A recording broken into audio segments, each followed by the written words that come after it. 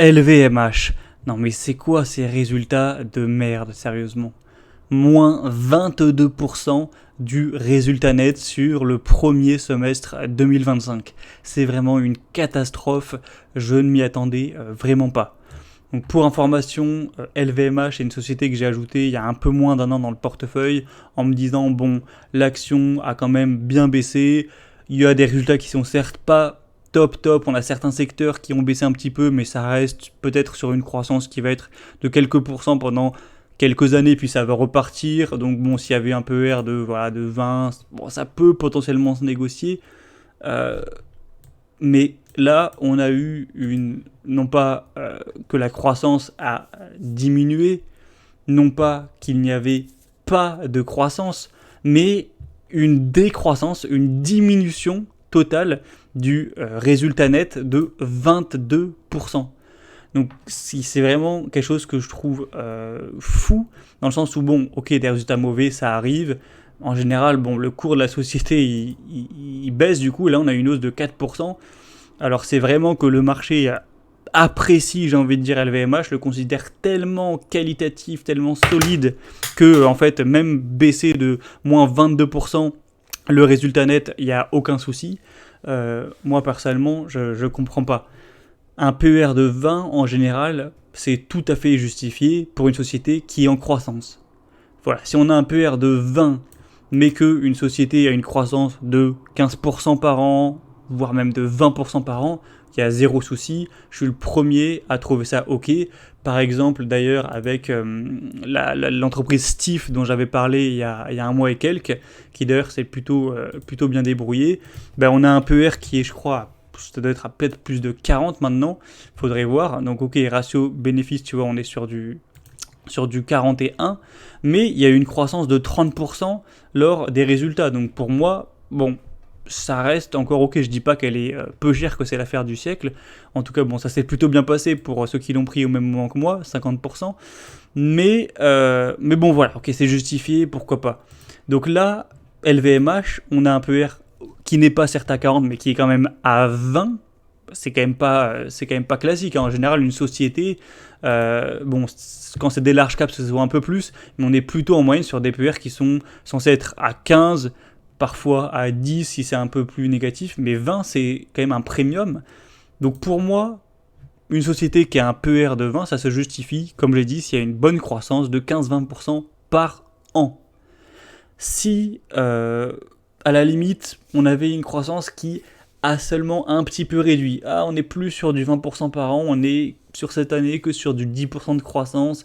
Donc voilà, c'est un peu moins top. Voilà, c'est pas une croissance qui est énorme. À la limite, ça peut passer. Si c'était une croissance qui est juste très très légère de 2-3%, mais on se dit LVMH, voilà, c'est le leader mondial du luxe, ils sont hyper solides, dans 100 ans ce sera encore là, etc. À la limite, je pourrais l'entendre. C'est un petit peu le scénario qu'il y avait quand moi j'avais créé une petite position. Si encore au-delà de ça, c'était sur pas de croissance, voilà, on fait le même chiffre que l'année dernière, on reste sur le même chiffre d'affaires, bénéfice.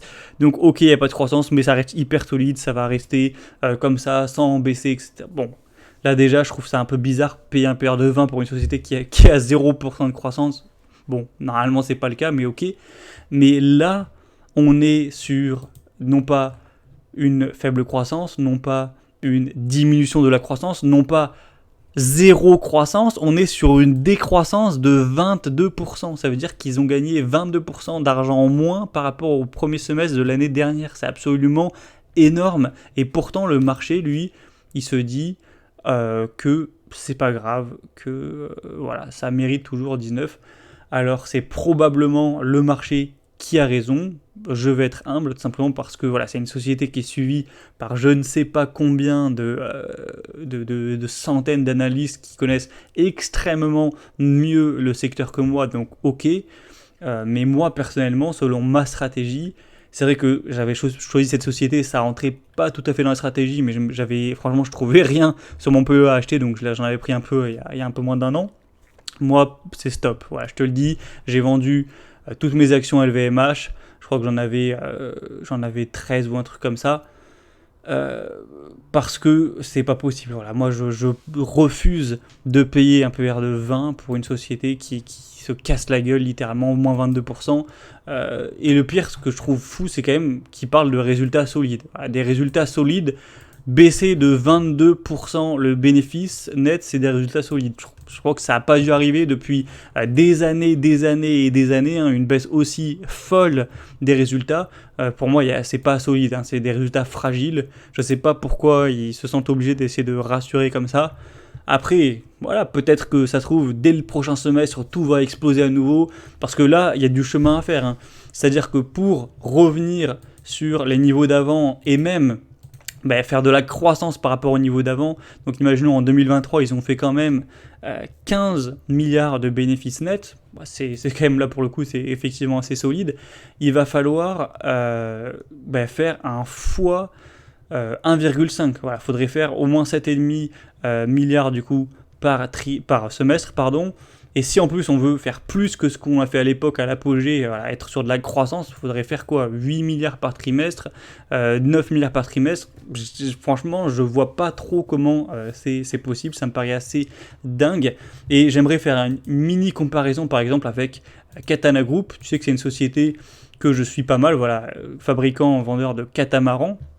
Puisque en fait c'est sur un secteur qui est relativement similaire, puisque ça reste du luxe entre guillemets. Alors c'est beaucoup plus luxueux que acheter un sac à 5000 euros. Pour acheter un catamaran, là, faut vraiment être littéralement millionnaire, hein. Mais en tout cas, voilà, c'est une société effectivement qui a eu un cycle pas terrible. Les résultats ont baissé. Là, c'est pas affiché, là c'était 2024 où il y a eu une très bonne croissance, mais en tout cas c'est sûr qu'en 2025 ils vont faire beaucoup moins d'argent. On va être sur une baisse encore plus forte que ce qu'il y a pu avoir sur LVMH, hein. Mais bon, là je te montre le premier semestre Katana Group, ils ont fait 7 millions. Oui, effectivement, c'est pas le même ordre de grandeur, hein. 7 millions, mais bon, il y a encore 2 ans, ils faisaient quoi? Ils faisaient 8,7 millions, tu vois. Donc, bon, ils reviennent au niveau d'avant. Enfin, c'est pas non plus totalement catastrophique. Voilà, en gros, en 2 ans, ils ont bien monté en 2024, puis là, ils reviennent un peu en dessous du niveau il y a 2 ans. Bon, ok, c'est vrai que c'est pas fou, mais bon, enfin, on a déjà vu pire non plus. Et on a un PER de 4. Un PER de 4, donc le marché se dit oh bon, résultat pas terrible, toi tu mérites 4 fois de te payer 4 fois les bénéfices, ce qui est extrêmement peu, hein. Ça veut dire que si on reste sur un bénéfice qui reste tel quel, qui ni fait de la croissance ni fait de la décroissance, dans 4 ans, si théoriquement bien sûr la société versait tout le bénéfice en termes de dividendes, tu aurais remboursé ta mise en 4 ans seulement, 4 ans et demi, et tout le reste ce serait du bonus. Moi j'avoue que je comprends pas. Même si on peut se dire que c'est un grand groupe plus solide, etc., qu'on puisse payer 20 de PER pour des résultats pourris de LVMH et pour des résultats pourris aussi de Katana Group, là c'est 4. Enfin, pour moi ça n'a aucun sens, c'est littéralement 5 fois ou 4 fois moins valorisé, alors que une small cap en théorie, ok, elle est plus fragile, mais ce qui contrebalance ça, c'est qu'elle a plus de potentiel. Katana Group, ça se trouve, dans 30 ans, elle aura fait un x20. Donc des gens seront devenus riches grâce à l'action.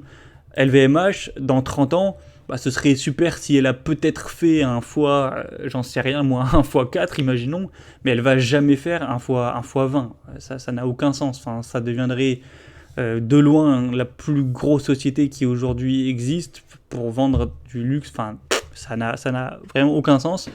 Donc, moins de potentiel, se paye extrêmement plus cher.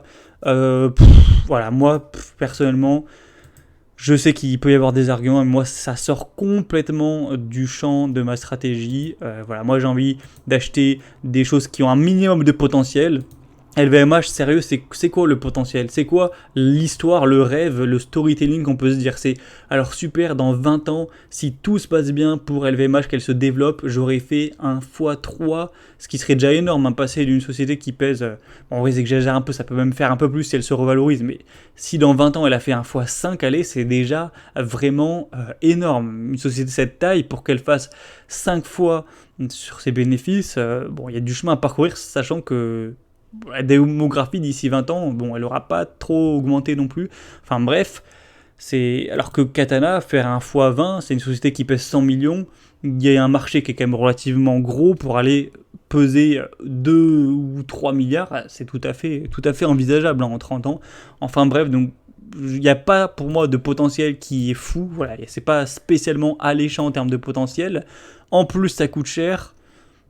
Voilà, moi je sors, donc j'ai vendu la totalité de mes actions. Pour l'instant, c'est en cash, je ne sais pas encore sur quoi je vais mettre l'argent, puisque c'est sur mon PEA. Voilà, il faudra que je trouve une nouvelle opportunité. Et pour terminer cette vidéo, voilà, je ne vais même pas t'analyser les résultats, enfin, tu auras plein de vidéos qui le feront bien mieux que moi, mais moi ça m'intéresse pas, voilà. Payer 20 fois un PER pour des résultats tout pourris, non, voilà, ça m'intéresse pas. Mais du coup, en plus généralement, ce que je voulais apporter comme réflexion, c'est que je l'avais déjà dit dans ma vidéo, voilà, celle-ci qui a fait d'ailleurs 1400 vues, où voilà, je parlais, une critique clairement des big caps, des large caps, puisque le simple raisonnement, c'est que pour moi, c'est forcément justement valorisé. On ne peut pas faire de grands coups. Alors ok, il y a peut-être un risque qui peut être moindre, mais pour moi, tu vas jamais faire ton x20 avec du large cap. Enfin, c'est justement valorisé, et en plus c'est tellement des sociétés énormes qu'elles ont à peu près conquis leur marché. Elles ont plus tellement de potentiel.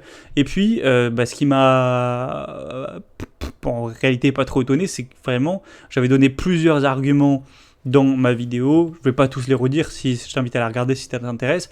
Je n'ai trouvé personne en commentaire qui a démonté mes arguments sur quand même 1400 vues. Donc bon, peut-être simplement parce qu'il n'y en a pas. Hein. Bon, après, c'est pas moi qui ai inventé le raisonnement. Hein. Je me suis appuyé sur quand même la théorie de l'efficience des marchés, prix Nobel d'économie. Bon, ça m'aurait étonné qu'on me sorte des nouveaux arguments sortis du chapeau qui contredisent complètement la théorie. Mais bon, bref. Donc moi, voilà, pour ça, j'avais dit, bon les gars, il me reste une gigacaps, mégacap dans mon portefeuille, c'était LVMH, qui effectivement pèse 250 milliards, c'est énorme. C'était la seule qui me restait, et j'avais dit en vrai, bon, je la garde puisque je vais pas la vendre juste comme ça sans raison, je vais attendre des résultats pour agir, mais voilà, j'étais un peu dérangé, pour moi je vois plus l'intérêt, pas de posséder des big caps, hein, ça peut être très bien, moi via mon ETF MSCI World Quality, j'en ai des centaines, il n'y a pas de souci, hein, j'ai 100 000 euros sur l'ETF, très bien, mais pourquoi se casser le cul à faire du stock picking sur des gigacaps si elles sont justement valorisées en fait. Enfin, ça sert à rien, c'est trop compliqué. Bon, je t'invite à voir la vidéo si tu veux mes arguments sur pourquoi ça sert à rien, je vais même pas tous les redire. Donc au moins, ces résultats pourris m'ont permis de virer LVMH de mon portefeuille, et du coup, ce qui fait que maintenant, je n'ai absolument plus aucune méga caps, giga caps.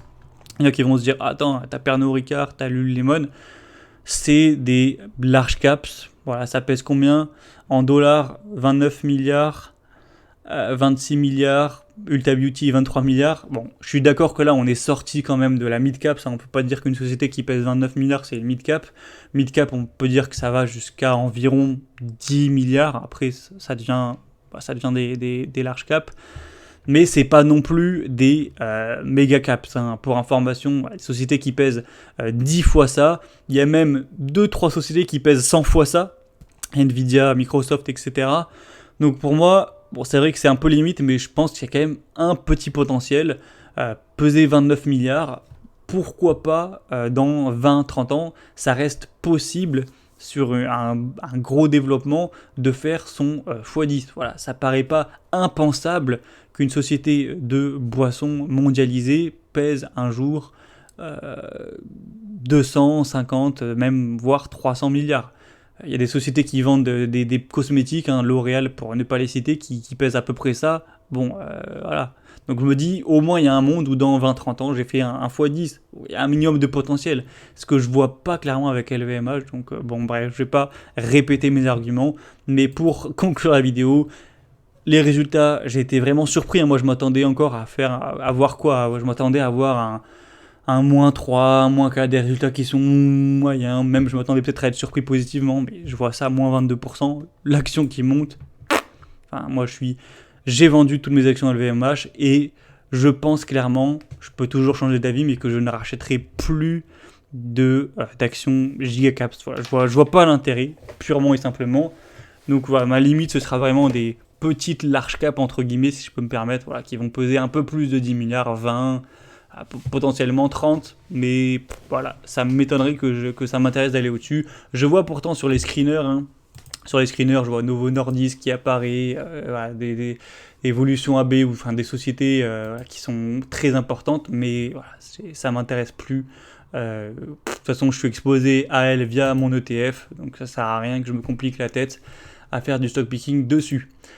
Tu peux me donner ton point de vue sur LVMH et je t'invite, si tu veux aller plus loin, à regarder cette vidéo où je critique les big caps.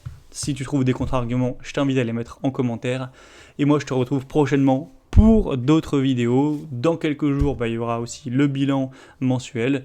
Et je te dis à très vite.